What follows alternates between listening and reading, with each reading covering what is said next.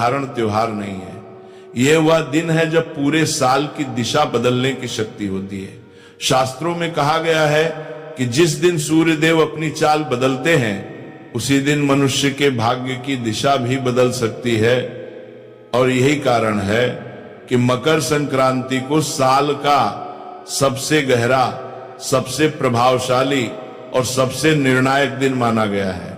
लेकिन अफसोस की बात यह है कि आज के समय में लोग इस दिन को केवल पतंग उड़ाने, तिल गुड़ खाने और पकवान बनाने तक सीमित कर देते हैं, जबकि इस दिन एक ऐसा गुप्त और सरल उपाय बताया गया है जो जीवन की बड़ी से बड़ी परेशानियों को जड़ से समाप्त कर सकता है। दोस्तों, आज मैं आपको उसी उपाय के बारे में बताने जा रहा हूं। यह उपाय सुनने में बहुत छोटा लगेगा, इतना छोटा कि कई लोग इसे नजरअंदाज कर देंगे, लेकिन याद रखिए, शास्त्रों में कहा गया है कि कभी कभी सबसे छोटे उपाय ही सबसे बड़े परिणाम देते हैं। मकर संक्रांति के दिन यदि कोई व्यक्ति चुपचाप बिना किसी को बताए पूरी श्रद्धा और सही नियमों के साथ गौ माता को एक विशेष वस्तु खिला देता है तो उसके जीवन में धन, अन्न, सुख और शांति की कभी कमी नहीं रहती। इतना ही नहीं, उसके जीवन से पितृदोष, ग्रह दोष और वास्तु दोष जैसे भारी दोष भी धीरे धीरे समाप्त होने लगते हैं। ये कोई सामान्य संयोग नहीं है। कहा गया है कि पूरे 752 वर्षों के बाद मकर संक्रांति पर ऐसा अद्भुत योग बन रहा है जिसमें किया गया है छोटा सा कर्म 7 जन्मों तक फल देता है। सोचिए, सिर्फ एक दिन का सही किया गया उपाय और उसका प्रभाव पीढ़ियों तक। जिन घरों में वर्षों से कलह है, पैसों की तंगी है, बीमारी है या काम बनते बनते बिगड़ जाते हैं, उन सभी समस्याओं की जड़ पर यह उपाय प्रहार करता है। लेकिन यहां एक बहुत बड़ी बात समझने की है। उपाय करना आसान है, पर उसके नियम और संकल्प का पालन करना उतना ही जरूरी है। अक्सर लोग गलती यही करते हैं कि वे उपाय तो कर लेते हैं, लेकिन उसके पीछे जो नियम और भावना होती है उसे नजरअंदाज कर देते हैं और फिर कहते हैं कि उपाय का असर नहीं हुआ। इसलिए मैं आपसे साफ कहना चाहता हूं कि इस उपाय के नियम थोड़े कठोर हैं, लेकिन वही नियम इसकी शक्ति भी है। बिना नियम के किया गया उपाय बीज की तरह होता है, जिसे पानी नहीं मिला वह कभी फल नहीं देता।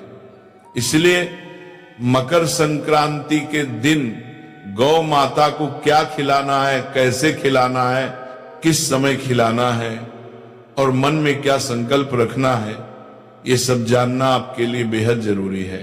अब सवाल ये उठता है कि आखिर गौ माता और मकर संक्रांति का आपस में क्या संबंध है। दोस्तों, सनातन धर्म में गौ माता को केवल पशु नहीं माना गया, बल्कि उन्हें माता का दर्जा दिया गया है। कहा गया है कि गौ माता के शरीर में सभी देवी देवताओं का वास होता है और मकर संक्रांति के दिन जब सूर्य देव उत्तरायण होते हैं तब देवताओं का समय प्रारंभ होता है। यानी यह दिन देव शक्तियों को प्रसन्न करने का सबसे श्रेष्ठ अवसर होता है। ऐसे में गौ माता को श्रद्धा से अर्पण किया गया थोड़ा सा अन्न भी सीधे देवताओं तक पहुंचता है। मैं आपसे हाथ जोड़कर एक छोटा सा निवेदन करना चाहता हूं, इस बात को हल्के में मत लीजिए। मकर संक्रांति साल में केवल एक बार आती है, यह कोई रोज मिलने वाला अवसर नहीं है। अगर आपने इस दिन को यूं ही गंवा दिया तो पूरे साल वही समस्याएं, वही परेशानियां और वही संघर्ष दोबारा आपका इंतजार करेंगे।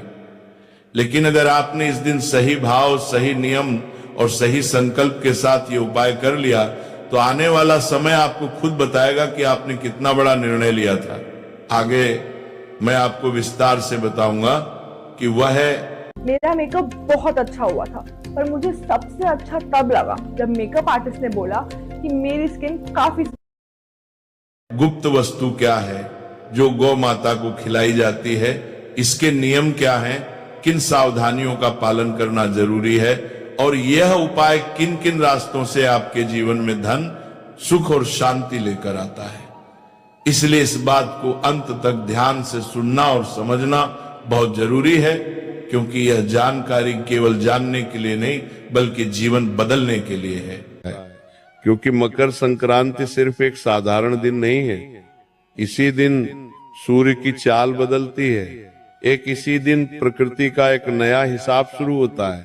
जी हाँ दोस्तों, देखिए प्राचीन काल में पुराने समय के लोग इसे बहुत गंभीरता से लेते थे, क्योंकि उन्हें पता था कि इस दिन की गई छोटी सी गलती पूरे साल पर भारी पड़ सकती है। इस दिन का महत्व इसलिए और भी बढ़ जाता है क्योंकि ये साल का सबसे पहला त्योहार होता है। जी हाँ दोस्तों, की इस दिन की गई छोटी सी गलती भी पूरे साल पर भारी पड़ सकती है और इस दिन किया गया छोटा सा सही काम पूरे साल का सहारा बन सकता है। मकर संक्रांति का असली मतलब है रुकावट से निकलना, ठहराव को तोड़ना और जीवन में आगे बढ़ना। इसीलिए हमारे बुजुर्ग कहते थे कि इस दिन जो बीज बोया जाता है वही पूरे साल फल देता है, अर्थात जो उपाय किया जाता है वही उपाय पूरे साल हमारी जीवन की व्यवस्था को सुधारना है। दोस्तों इसीलिए देखिए इस दिन दान का भी बहुत महत्व होता है। पुराने काल से ही लोग मकर संक्रांति के दिन दान करते आ रहे हैं। इस दिन अन्न दान, संयम और व्यवहार पर बहुत ध्यान दिया जाता है, क्योंकि धन केवल पेशे से नहीं बनता है। धन बनता है सोच से, कर्म से और समय की समझ से। जी हाँ दोस्तों, आपने देखा होगा कि बहुत लोग साल भर तक मेहनत करते हैं, खून पसीना बहाते हैं, लेकिन फिर भी पैसा नहीं टिकता है। अन्न होते हुए भी घर में कमी की भावना बनी रहती है और धन बनता है सोच से, कर्म से। जी हाँ दोस्तों, देखिए बार बार खर्च अचानक आ जाता है और खर्च आता है, पैसा रुकता नहीं है और इसके पीछे कारण अक्सर वही अदृश्य रुकावटें होती हैं जिनका समाधान हमारे शास्त्रों और परंपराओं में छुपा हुआ है। देखिए मकर संक्रांति पर तिल और गुड़ इसलिए खाए जाते हैं क्योंकि तिल त्याग का प्रतीक है और गुड़ मिठास का, यानी जीवन में कड़वाहट को छोड़कर मिठास अपनाने का संकेत है। इस दिन दान इसलिए कहा गया है क्योंकि जब सूर्य दिशा बदलता है तब अहंकार छोड़ना सबसे जरूरी होता है। पुराने समय में लोग इस दिन ज्यादा बोलते नहीं थे, झगड़ा नहीं करते थे और किसी भूखे को देखकर अनदेखा नहीं करते थे। जी हाँ दोस्तों, क्योंकि माना जाता था कि इस दिन की गई उपेक्षा सीधे भाग्य में। जी हाँ दोस्तों, क्योंकि माना जाता था कि इस दिन की गई उपेक्षा सीधे भाग्य में दर्ज हो जाती है। इस दिन किए गए कर्म सीधे भाग्य की किस्मत की दिशा को बदल देते हैं। जी हाँ दोस्तों, इसलिए कहा गया है कि मकर संक्रांति का पर्व साधारण नहीं माना गया है। अब यहाँ एक बहुत गहरी बात आती है जिसे बहुत कम लोग समझते हैं। मकर संक्रांति पर प्रकृति सुनती है लेकिन शोर नहीं सुनती, दिखावा नहीं देखती।